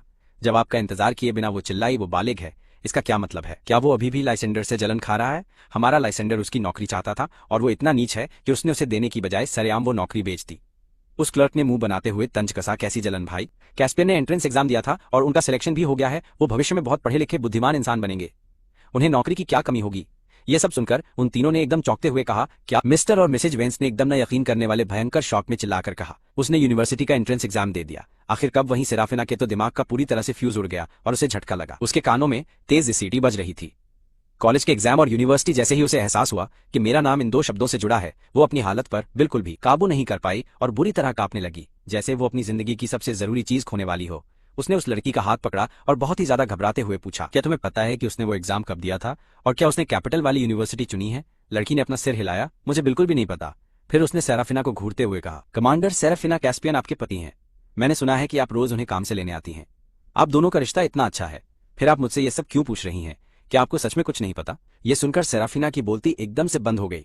पिछले 15 दिनों से लाइसेंडर का ड्रामा खत्म ही नहीं हो रहा था। वो बार बार खुद को चोट पहुंचाने या फालतू में अपनी नस काटने की नौटंकी कर रहा था। वो और मिस्टर और मिसेज वेन्स पूरे समय सिर्फ उसी के आगे पीछे घूमते रहे और एक पल के लिए भी उसे नहीं छोड़ा। मेरे सारे कामों को पूरी तरह से इग्नोर कर दिया गया। आखिर ये सिर्फ 15 दिन की ही तो बात थी। सेराफीना हर दिन घर वापस जाती थी और मैं हमेशा की तरह वहां इंतजार करता रहता था। मैंने कभी भी अपनी तरफ से कोई भी अजीब बर्ताव नहीं दिखाया था। अतीत में वो लोग हमेशा से ही ऐसा करते थे और मैंने कभी कोई शिकायत नहीं की। इसलिए उन सबको लगा कि मैं हमेशा की तरह उनके काम खत्म करके वापस घर लौटने का इंतजार करूंगा और घर आने पर उनका हालचाल पूछकर उनके लिए ताकत देने वाला बढ़िया खाना बनाऊंगा। खासकर मिस्टर और मिसेज वेंस के लिए, क्योंकि मैंने उन लोगों को सिर चढ़ा रखा था। मैंने उनके लिए ताकतवर सूप बनाना सीखा था और हर हफ्ते में उनके लिए वो सूप बनाता था। लेकिन ध्यान से सोचने पर याद आया कि इन 15 दिनों में मैंने ऐसा कुछ भी नहीं किया है। सेराफिना का दिमाग सुन पड़ गया, लेकिन मिस्टर और मिसेज वेंस बेइज्जती के मारे गुस्से में एकदम बौखला गए। वो बागी हो रहा है, उसने इतनी बड़ी बात हमसे छुपाई और हमें इसकी थोड़ी भनक तक लगने नहीं दी। गालियां बकते हुए मिसेज वेंस घर की तरफ भागी ताकि वो मुझे ढूंढकर अपना सारा गुस्सा मुझ पर निकाल सके। मिस्टर वेंस और सेराफिना भी बहुत जल्दी से उनके पीछे पीछे दौड़ पड़े। किसे पता था कि उनके घर पहुंचने से पहले रास्ते में मिलिट्री कंपाउंड के पास से गुजरते समय किसी ने पीछे से आवाज लगाकर सेराफिना को रोक लिया। सेराफिना, तुम्हारे और कॉमरेड कैस्पियन के तलाक के मामले को लेकर मुझे लगा कि अब मुझे सच में तुम्हारी अच्छी तरह से दिमागी काउंसलिंग करने की बहुत ही ज्यादा जरूरत है। मैंने सुना है कि आजकल तुम अपने देवर के साथ कुछ ज्यादा ही घटिया रंगरलियां मना रही हो, तुम मिलिट्री के सम्मान को मिट्टी में मिला रही हो। ये बात सुनकर सेराफिना के कदम वहीं रुक गए। क्या तलाक? सेराफिना ने खुद को तुरंत संभालते हुए अपना एकदम सख्त चेहरा बनाया और कहा, प्लीज बिना मतलब की बकवास मत कीजिए। कॉमरेड कैस्पियन मेरे पति हैं, वो ऐसा कैसे कर सकते हैं? लीडर ने हैरानी से उसे घूरते हुए पलट कर देखा। उसने अपने हाथ में पकड़ी फाइल के पन्ने पलटे और कहा, क्या तुमने खुद तलाक की एप्लीकेशन पर साइन नहीं किए थे? ये सुनते ही सेराफिना का दिमाग एकदम से सुन पड़ गया। उसने बिना यकीन के एकदम फटी आंखों से लीडर के हाथों में मौजूद उस सिकुड़ी हुई तलाक की रिपोर्ट को बहुत ध्यान से देखा। ये वही मनहूस कागज था जो उसने लाइसेंडर के ड्रामे को शांत करने के लिए लिखा था। उसे लगा था कि उसने उस कागज को एकदम सही से छुपा दिया है और मुझे इसकी भनक तक बिल्कुल नहीं है। इधर वो लीडर उसे बुरी तरह सुना रहा था कि जब कॉमरेड कैस्पियन ने अपनी वो फाइल ट्रांसफर करवाई तो उसने एकदम साफ कर दिया था कि वो कभी वापस नहीं आना चाहता। साफ है, तुमने उसका दिल तोड़ दिया है। फिर भी उसने तुम्हारे बारे में एक भी बुरा शब्द नहीं बोला। सच सच बताओ, तुम उसके पीछे कौन से घटिया खेल खेल रही हो? मैं तुम्हें पूरे 3 महीने के लिए सस्पेंड कर रहा हूँ। जाकर अपनी दिमागी हालत सुधारने वाली क्लास ठीक से अटेंड करो। ये कहकर वो लीडर पैर पटकता हुआ वहां से चला गया। सेराफिना अपनी जगह पर एकदम पत्थर बन गई। उसका पूरा शरीर बर्फ की तरह ठंडा पड़ चुका था और उसके मुंह से एक शब्द नहीं निकला। क्या लीडर जो कह रहा था वो सच है? मिसेज वेंस ने सेराफिना को हिलाकर होश में लाया। वो बुढ़िया हकलाते हुए घबराकर पूछने लगी, कैस्पियन ने अपनी फाइल क्यों ट्रांसफर करवाई? वो वापस लौटने से मना क्यों कर रहा है? क्या वो अब मुझ जैसी अपनी माँ का कोई फर्ज नहीं निभाना चाहता? मिस्टर वेंस भी सदमे से एकदम सन्न रह गए थे। सेराफिना होश में आई और खुद पर थोड़ा काबू करके बोली, कैस्पियन ऐसा कभी नहीं करेगा। वो हमें छोड़कर जाने की सोच भी नहीं सकता। वो बस गुस्से में आके ये सब बोल रहा है। ये याद आते ही कि अभी तक यूनिवर्सिटी शुरू नहीं हुई है, उसके अंदर थोड़ी हिम्मत आई। हमने कैस्पियन को बहुत इग्नोर किया है, चलो घर चलकर उससे माफी मांगते हैं। एक बार जब उसका सारा गुस्सा शांत हो जाएगा तो सब कुछ पहले जैसा एकदम ठीक हो जाएगा। ये बोलकर वो तुरंत तेजी से घर की तरफ दौड़ी। मिस्टर और मिसेज वेंस ने एक दूसरे को देखा। हालांकि वो ढीठ अभी भी यही सोच रहे थे कि मैं उन्हें ब्लैकमेल कर रहा हूं, लेकिन गलती तो असल में उन्हीं की थी। चलो वापस चलते हैं और कैस्पियन के लिए उसकी पसंद का कुछ पकाते हैं। शायद प्याज वाले अंडे, मिस्टर वेंस ने कहा तो मिसेज वेंस ने सिर हिला दिया। फिर वो तीनों वापस अपने उस पुराने वेंस परिवार वाले घर पहुंच गए। जैसे ही वो दरवाजे पर पहुंचे वो रुक गए और अपनी शक्ल पर पछतावे का नाटक करने लगे। सेराफिना बस दरवाजा खोलने ही वाली थी कि तभी उसने अंदर से लाइसेंडर को किसी से फोन पर बात करते हुए सुना। मैं तुम्हें धमकी दे रहा हूं, मैंने ही कैस्पियन और अपनी मां को पानी में धक्का दिया था जिससे वो डूबकर मर गई। पैसा मिलते ही ये राज तुम्हारे पेट में दफन होना चाहिए। किसी के सामने मुंह मत खोलना। कैस्पियन की किस्मत अच्छी थी जो वो बच गया। वॉन्स परिवार में सिर्फ मैं ही अकेला बेटा नहीं था। डिप्रेशन का झूठा नाटक करके और उसे मौत के घाट उतार कर ही मैं बाकी के आधे पैसों पर अपना कब्जा जमा सकता हूँ। मैं तुम्हें बाद में कॉल करता हूँ। ये सारी बातें उन लोगों के कानों में किसी भयंकर बम की तरह फटी। आंटी की आंखें एकदम पूरी तरह से फटी की फटी रह गईं। उसने दरवाजे की तरफ इशारा किया और पीछे मुड़कर अंकल और सेराफिना को देखा। उसका मुंह खुला बंद हुआ, पर काफी देर तक वो एक भी शब्द नहीं बोल पाई। मेरे पुराने डिप्रेशन और उदासी भरे चेहरे उसके दिमाग में घूमने लगे। उसका दिल ऐसे जलने लगा जैसे किसी ने वहां भयंकर आग लगा दी हो। वो एकदम बुरी तरह से कांपने लगी। वो लुखा लाइजेंडर अभी भी अपने घमंड में चूर होकर फोन पर दूसरी तरफ वाले बंदे को एकदम खौफनाक तरीके से भयंकर वाली धमकी दे रहा था। अपना मुंह एकदम बंद रखना, अगर मैं पकड़ा गया तो तुझे एक फूटी कौड़ी भी नहीं मिलेगी, समझ गया? फोन रखता हूँ। एक जोरदार आवाज के साथ उसने रिसीवर को लैंडलाइन पर पटक दिया। लाइजेंडर ने दरवाजा खोला और सेराफिना का इंतजार करने के लिए नीचे जाने ही वाला था ताकि वो बीमारी का झूठा नाटक करके उसे रात भर रोक सके। पर इसके बजाय उसका सामना दरवाजे पर खड़े उन तीनों लोगों से हो गया जो पहले से वहां मौजूद थे। उसकी तो हवा टाइट हो गई। लाइजेंडर के मुंह से अचानक एक चीख निकल गई और एक सेकंड के लिए उसके चेहरे की मुस्कान एकदम गायब हो गई। उसने तुरंत खुद को संभाला और नकली मुस्कान दिखाई। सेराफिना, आंटी, अंकल, आप लोग इतनी जल्दी वापस कैसे आ गए? अपने उस फोन कॉल के बारे में सोचते हुए लाइजेंडर ने थोड़ा डरते हुए पूछा, क्या आप लोग अभी तुरंत ही वापस आए हो? आंटी उसे घूर कर देख रही थी। सेराफिना का चेहरा गुस्से से तना हुआ था और उसमें से एक खौफनाक और ठंडी वाइब आ रही थी। उसने लाइजेंडर के चेहरे को देखा। उसका शरीर एक कातिलाना और खतरनाक गुस्से से भर गया था, जैसे वो जंग के मैदान में दुश्मन के सामने खड़ी हो। लाइजेंडर ने शांत रहने का नाटक किया। सेराफिना, क्या बात है? उसके ये बोलते ही आंटी ने उसे एकदम भयंकर तरीके से धक्का देकर पीछे कर दिया था। तेरी बात का क्या मतलब था? तूने कहा कि तूने कैस्पियन को पानी में धक्का दिया, तूने अपनी सगी मॉम को मार डाला। लाइजेंडर का चेहरा एकदम पीला पड़ गया। तब जाकर उसे समझ आया कि उसने अभी जो कुछ भी बका था वो उन तीनों ने सुन लिया था। लाइजेंडर ने बहुत बुरी तरह घबराते हुए सफाई दी, नहीं, मैंने ऐसा कुछ नहीं किया। मैं अपने होमटाउन वाले दोस्त के साथ मजाक कर रहा था। वो एक थिएटर ग्रुप में काम करती है। मैं तो बस उसके साथ अपनी एक्टिंग की प्रैक्टिस कर रहा था। बकवास पूरी करने से पहले सेराफीना ने उसे टोका, और तू अभी भी कैस्पियन को मारना चाहता है? औरत का चेहरा देखकर लाइजेंडर की हवा टाइट हो गई। वो हकलाते हुए बोला, मैं समझा सकता हूँ। लाइजेंडर के गंदे काम सामने आ गए। उसने तुरंत चक्कर खाकर गिरने का नाटक करना चाहा, पर किसे पता था तभी जैसे ही वो पीछे हटा, आंटी ने गुस्से में उसकी कलाई पकड़ ली। उनके नाखून उसके मांस में धंस गए, जिससे उसे भयंकर वाला दर्द होने लगा था। सेराफीना दरवाजे पर खड़ी थी और एकदम ठंडी आवाज में बोली, डिप्रेशन का झूठा नाटक करना, कैस्पियन को नुकसान पहुंचाना, अपनी खुद की मॉम की जान लेना, एक एक करके तू आराम से इन बातों की सफाई दे सकता है। वांस परिवार में मचे बवाल ने आसपास के सारे पड़ोसियों को भी अलर्ट कर दिया था। पहले आंटी को हमेशा ये डर रहता था कि लाइजेंडर पड़ोसियों के लिए गॉसिप का मुद्दा न बन जाए, इसलिए वो कभी किसी को उसके ज्यादा करीब नहीं आने देती थी। पर इस बार वांस परिवार के दरवाजे पर लोगों की भारी भीड़ जमा हो गई थी, और आंटी का कुछ भी छिपाने का बिल्कुल कोई इरादा नहीं था यार। सबके घूरने पर चवन्नी छाप लाइजेंडर ने रोते हुए विक्टिम कार्ड खेला। नहीं आंटी, आप मुझे चोट पहुंचा रही हैं, मुझे बहुत दर्द हो रहा है, मुझे बुरा फील हो रहा है। अंकल आंटी, जो पहले उसके जरा सा रोने पर पिघल जाते थे, वो दोनों इस वक्त पत्थर की तरह सख्त बने रहे। इसी बीच आंटी उसके बेडरूम में गईं और वहां उन्हें पैसे भेजने वाला एक लिफाफा मिल गया। उस खत पर लाइजेंडर की लिखावट थी, जिसमें वो सामने वाले को एक धमकी दे रहा था कि वो इस राज को राज ही रखे, और वो पता वॉन्स परिवार के होमटाउन में रहने वाले एक पड़ोसी का ही था। ये देखकर आंटी पूरी तरह से टूट गई। लाइजेंडर, तेरे फर्जी डिप्रेशन की वजह से, और क्योंकि तू मेरी बहन का इकलौता बच्चा है, मैंने तेरी हर घटिया और फालतू जिद को पूरा किया था। नतीजा क्या मिला? तू वो इंसान है जिसने अपनी सगी मॉम की जान ले ली। तूने न सिर्फ बीमारी का झूठा नाटक किया, बल्कि अब तू बेटे को मारना चाहता है। वॉन्स परिवार ने तेरा क्या बिगाड़ा था जो तूने ये किया? लाइजेंडर अभी भी पूरी तरह मुकर रहा था। मैंने कुछ नहीं किया, मैं सच कह रहा हूँ। उसने आंटी को एक नोटबुक निकालते देखा और अपनी बकवास बंद करके पागलों की तरह उसे छीनने के लिए आगे झपटा। उसे मत देखो, वो डायरी मेरी नहीं है। लेकिन वो किसी को रोक नहीं पाया। अंकल ने उसे कसकर दबोच लिया था। एक टेक्नीशियन की ताकत बहुत ज्यादा और सटीक होती है। सेराफीना ने भी आगे बढ़कर आंटी की पूरी मदद की और उनके हाथों से छूटकर नीचे गिरने वाली उस डायरी को एकदम सही टाइम पर लपक लिया था। लाइजेंडर की फटी हुई हालत देखकर वो एक पल के लिए रुकी और उसने नोटबुक खोल दी। वो असल में लाइजेंडर की पर्सनल डायरी थी। आज कैस्पियन एक औरत को लेकर आया और बोला कि वो उसकी पार्टनर है। सेराफीना बहुत ही ज्यादा कड़क और शानदार है, भविष्य में वो सिर्फ मेरी बंदी होगी। कैस्पियन को सच में लगा था कि सेराफीना उसका बचाव करेगी, लेकिन असलियत में मैंने पहले ही अपनी नसें काटने का नाटक करके उनका पूरा ध्यान खींच लिया था। सेराफीना को मुझ पर बहुत ज्यादा तरस आता है। मुझे कोई पराग एलर्जी नहीं है, लेकिन उससे क्या फर्क पड़ता है? जब तक हम कैस्पियन पर इल्जाम लगाते रहेंगे तब तक सब सही है। बचपन में उसे मेरे साथ white rabbit milk candy share करने को किसने बोला था? हमेशा अपनी अमीरी का दिखावा करता है और खुशी से अपनी जिंदगी जीता है। अपने पेरेंट्स को छिनते देखना ही उसकी असली सजा है। सेराफीना जैसे जैसे एक लाइन पढ़ रही थी, उसकी आंखों में खौफनाक और बर्फ जैसा ठंडा गुस्सा भरता जा रहा था। डायरी खत्म होते होते उसकी आंखें एकदम लाल हो चुकी थीं और उनमें से भयंकर गुस्सा और खौफ साथ फूट रहा था। अंकल ने आगे बढ़कर लाइजेंडर के मुंह पर इतना जोरदार तमाचा मारा कि वो जोर से रो पड़ा। अंकल, ये सब झूठ है, इस पर भरोसा मत करना। वो अभी भी उनके सामने इमोशनल कार्ड खेलना चाहता था, लेकिन अंकल काफी देर तक उसकी तरफ अपनी उंगली उठाते रहे और फिर भयंकर गुस्से की वजह से एकदम बेहोश होकर नीचे गिर पड़े। वॉन, सेराफीना और आंटी ने तुरंत उन्हें संभाला ताकि वो उन्हें क्लिनिक ले जा सके। अंकल थोड़ी देर बेहोश हुए, फिर सहारा मिलने पर तड़पते हुए बोले, इस नल्ले लाइजेंडर को अभी के अभी पुलिस स्टेशन ले जाकर डाल दो यार, हम पुलिस बुला रहे हैं। वो दहाड़ते हुए बोले, लाइजेंडर को सलाखों के पीछे डाल दिया जाए। वो बस देखना चाहते थे कि उसने उनके बेटे के साथ क्या घटिया हरकतें की हैं। आंटी रोते हुए बोली, कैस्पियन तो अभी घर पर भी नहीं है। क्या नल्ले ने उसे कोई भारी नुकसान पहुंचाया है? उसे कहो कि वो मुझे मेरा बेटा सलामत वापस लौटा दे। इससे पहले कि आंटी का रोना शांत होता, तमाशा देख रहे एक पड़ोसी ने बताया कि कैस्पियन ठीक है। क्या वो बाहर यूनिवर्सिटी में पढ़ने नहीं चला गया? वो आज सुबह वाली ट्रेन से ही निकल गया है। ये सुनकर आंटी का रोना अचानक से एकदम बंद हो गया था। सेराफीना ने झटके से सिर घुमाकर पड़ोसी की तरफ देखा। पड़ोसी ने अपनी जीप पर क्लिक किया और बोला कि वो अपना सारा सामान अपने साथ लेकर गया है। उसकी फैमिली होने के नाते क्या तुम लोगों को सच में इस बात की बिल्कुल भनक नहीं थी? पूरा वांस परिवार एक खौफनाक सन्नाटे में डूबा हुआ था। ऐसा लग रहा था जैसे किसी के पल्ले नहीं पड़ रहा कि इस बात का क्या मतलब है। सेराफीना लड़खड़ाई और खुद को गिरने से रोकने के लिए उसे दीवार का सहारा लेना पड़ा। उसने घसीटते हुए खुद को उस कमरे तक पहुंचाया जो मैं उसके साथ शेयर करता था। दरवाजा खोलते ही उसने देखा कि कमरा एकदम खाली था। वहां मेरे नाम की एक भी चीज नहीं बची थी। कैस्पियन, सेराफीना ने बहुत धीरे से बुदबुदाया। ये समझ पाना बहुत मुश्किल था कि ये उसका शौक था या कोई भारी पछतावा था। जहां तक अंकल आंटी की बात थी, वो पहले ही बेहोश हो चुके थे। पूरा वांस परिवार एक बहुत बड़े बवाल और भसड़ में डूब चुका था। अंकल आंटी को क्लिनिक ले जाया गया। उन्होंने अभी भी सेराफीना का हाथ कसकर पकड़ा था।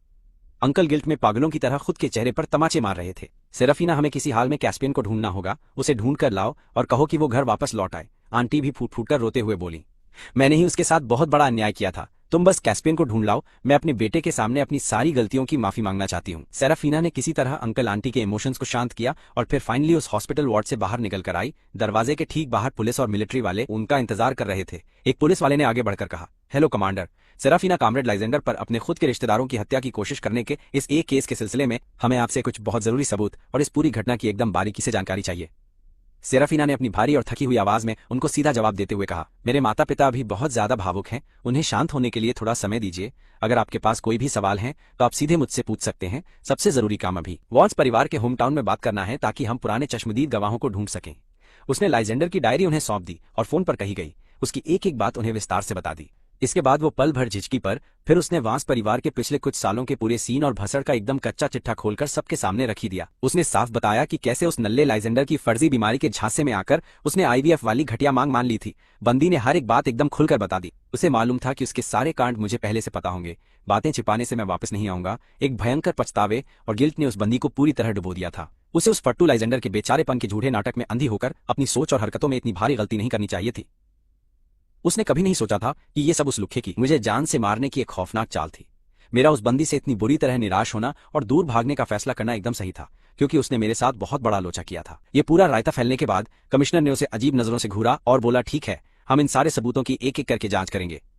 इसके बाद पुलिस वालों ने मिस्टर वॉन से पूछताछ करने के लिए अपने कुछ लोग पीछे छोड़ दिए, जबकि सेराफीना चुपचाप साइड में खड़े कमिश्नर को देखती रही। सामने वाले की वो घूरती हुई नजरें देखकर उसने शर्म से अपना सिर झुका लिया और बोली, मैंने कबाड़ा किया। कमिश्नर उसका बहुत पुराना साथी था जिसके साथ उसने बरसों काम किया था। वो गहरी सांस लेकर बोला, तूने इस बार एकदम बेवकूफों वाली हरकत की है यार। लाइजेंडर के इस बवाल ने पूरे मिलिट्री बेस पर बहुत भयंकर और घटिया असर डाला है। जब तू वापस लौटेगी तो तुझे ट्रेनिंग लेनी होगी और एक सख्त सजा भी मिलेगी।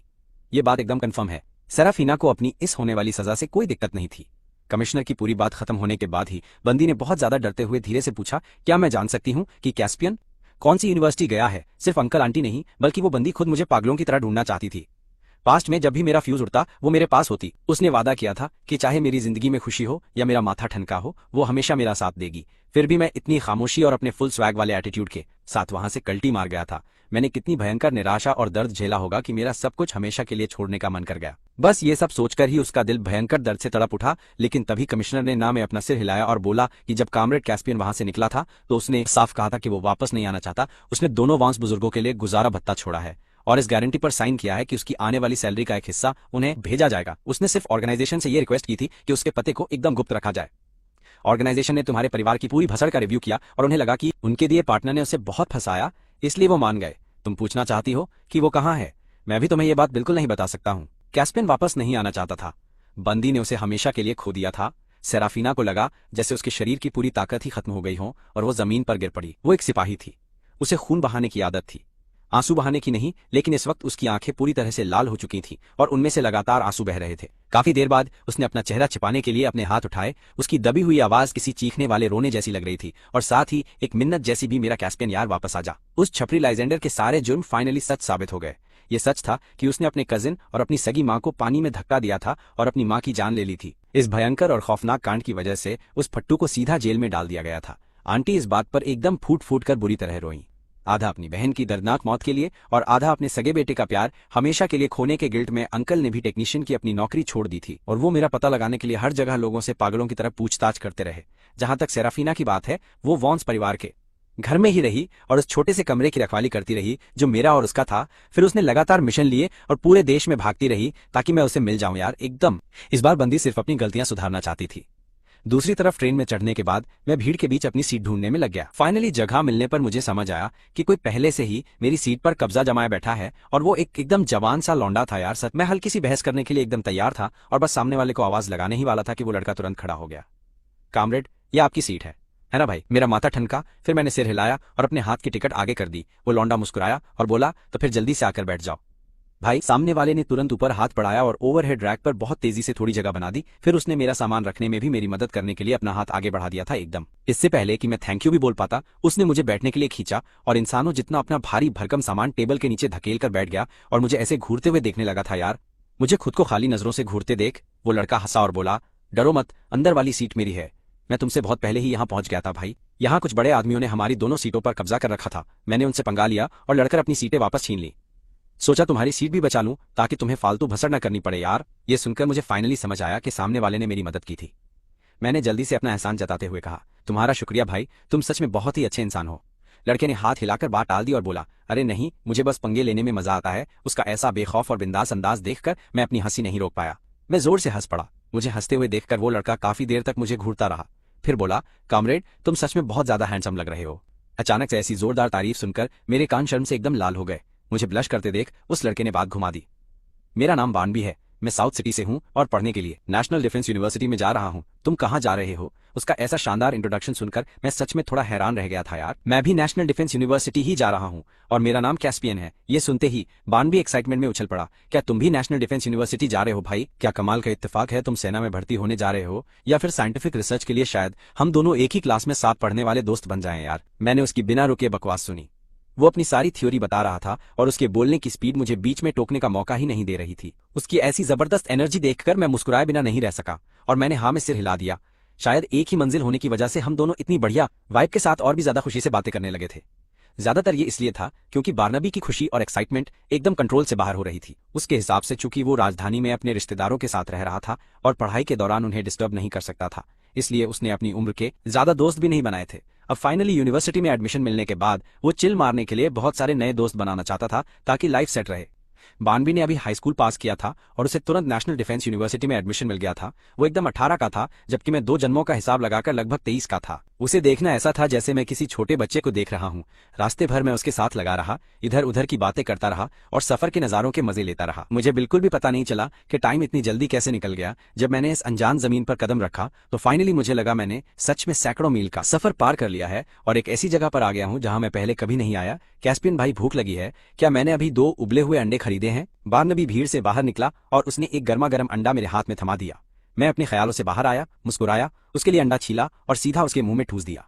चलो पहले आराम करने के लिए कोई बढ़िया सी जगह ढूंढते हैं अपनी चॉइस भरते वक्त। मैंने सबसे दूर वाली जगह यानी साउथ सिटी की नेशनल डिफेंस यूनिवर्सिटी के लिए एकदम अप्लाई किया था यार। मैंने पहले से ही सब कुछ एकदम जीरो से शुरू करने की पूरी तैयारी कर रखी थी। मैं बस आज रात रुकने के लिए एक गेस्ट हाउस ढूंढने और कल सीधे यूनिवर्सिटी हॉस्टल में जाने का प्लान बना रहा था। पर तभी बानबी ने मेरा हाथ पकड़ लिया। कैस्पियन भाई, इतनी जल्दी मत करो, मैं साउथ सिटी का ही लोकल हूँ। आज रात तुम चिल मारो और मेरे घर रुको। बानबी से बहस में ना जीत पाने की वजह से मैं फाइनली एक रात उसके घर रुकने को राजी हो गया। घर एकदम खाली था जैसा उसने बताया था। आंगन में बड़ा ताला देखकर